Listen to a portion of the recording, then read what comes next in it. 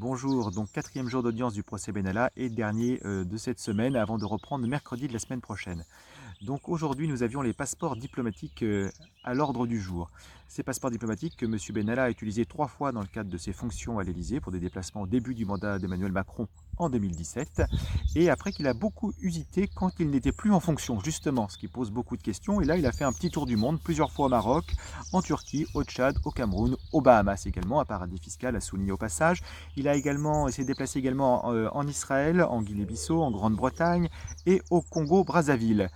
Tout cela à titre personnel, mais avec un passeport diplomatique. Certains n'ont pas fait l'objet de visa, mais la justice avait demandé des bornages de son téléphone. C'est pour ça que toutes ces destinations ont pu être retrouvées.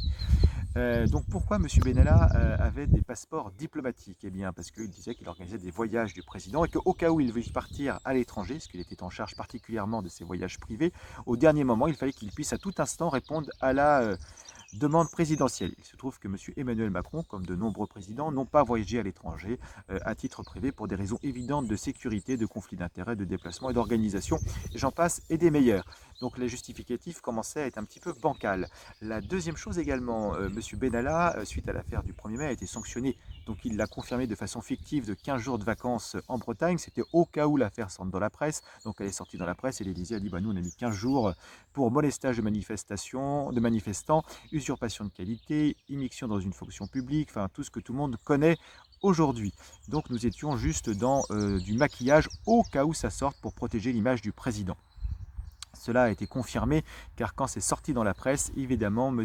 Benalla et M. Kras, du coup son comparse, ont été licenciés dans la foulée pour atteinte à l'image du président. Non, non, ils n'ont pas été licenciés parce qu'ils avaient molesté des gens, commis des actions criminelles ou enfin, en tous les cas délictuelles, mais juste parce que justement ils avaient manqué à l'image du président. On voit bien la priorité de qui il faut protéger dans une république française aujourd'hui.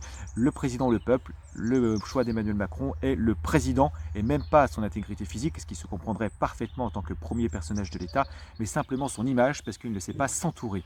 C'est une double pénalité pour la population et les électeurs. Donc M. Benalla a eu par contre une restriction de mission, il ne devait plus se faire très visible sur les caméras après son retour de vacances de Bretagne, pour des raisons que les gens ne doivent pas faire la connexion entre lui et les affaires du 1er mai. Pour lui, c'était une sanction déguisée, parce qu'il avait déjà été sanctionné de 15 jours de vacances et du coup bah, qu'on ne pouvait pas limiter ses fonctions, ça aurait été une deuxième sanction. Monsieur Benalla, des fois, ici, a confondu quelque chose d'administratif qui est la réorganisation d'un service et il devait se conformer aux ordres de son supérieur, ce qu'il n'a pas fait à tout le temps, parce qu'on a pu le voir notamment descendre les Champs-Élysées avec les Bleus, on a pu le voir sur 2-3 déplacements d'Emmanuel Macron très visibles au niveau national. Donc il a justifié pourquoi donc n'a pas-t-il rendu ses passeports diplomatiques vu qu'il de toute façon ne devait plus faire de déplacement à l'étranger.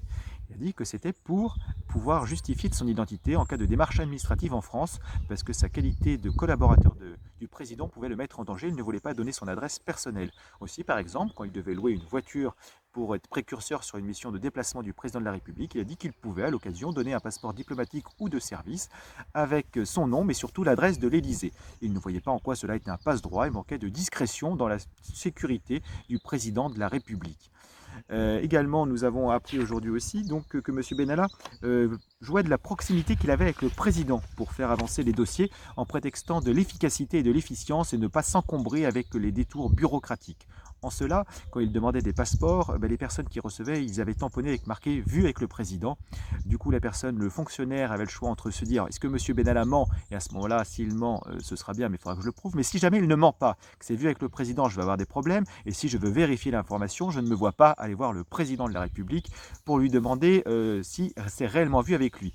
Donc si quelqu'un a un souci en France aujourd'hui, la mention « vu avec le président » permet de s'affranchir de tous les textes de loi, parce qu'il y a une réforme en profondeur à faire dans la fonction publique, c'est-à-dire remettre les responsabilités de chacun, que plus personne n'ait peur d'appliquer la loi, de peur parce qu'il y a un chef au-dessus qui pourrait le sanctionner. Donc il faudrait donc, pour tout ce qui est dans les missions avec des impacts régaliens sur le public et sur les agents, il faudrait qu'il y ait des contrôles indépendants pour éviter justement cette mainmise hiérarchique qui est bien tout sauf démocratique. Donc voilà ce que nous avons eu aujourd'hui pour le procès Benalla. Nous avons pu voir également une dernière petite chose où Monsieur Loche, qui était partie civile aujourd'hui, donc son supérieur hiérarchique, qui était le chef de cabinet de l'Élysée, qui n'avait pas de retour forcément des déplacements privés de Monsieur Benalla, parce qu'il n'en avait pas le droit. Donc Monsieur Benalla disait que Monsieur Loche était bien son chef, mais il n'avait pas à lui rendre compte, ce qui pose quand même un certain problème d'organisation dans quelque chose d'aussi hiérarchisé que la fonction publique, où les comptes rendus sont de mise, et là tout s'était passé par oral, on faisait des petites cachotteries, donc cela ouvre des questions. Monsieur Macron effectivement a le droit d'avoir une vie privée qui se respecte, mais maintenant à ce moment-là, peut-être que le chef de cabinet et la chefferie, ils sont quelques-uns, ne nécessitaient pas un secret absolu. Ce qui revient également à la question qui s'était posée le troisième jour. Monsieur Benalla avait demandé un port d'armes pour des missions de police, en disant qu'il devait assurer la sécurité du président, avant de dire que c'était la sienne une fois de plus. Donc Monsieur Benalla a fait souvent passer sa sécurité personnelle avant celle du président de la République, mais sur ces missions de police, il aurait été aussi plus judicieux de mettre un membre supplémentaire du GESPER, donc ce groupement de policiers et de gendarmes qui assure la sécurité des présidents depuis le début de la Ve République sans jamais avoir failli une seule fois, alors que pourtant certains présidents ont eu à subir des tentatives d'attentats qui ont été déjouées au dernier moment. Donc voilà, je vous donne rendez-vous la semaine prochaine pour la suite de ce feuilleton, et que du coup cela conforte mon engagement politique en me disant qu'aujourd'hui, si en interne tout est verrouillé parce que c'est le chef qui décide, il est temps de remettre les choses à leur place avec le peuple qui décide et pas des gens qui viennent se servir sur le dos du peuple. Je vous remercie, à bientôt.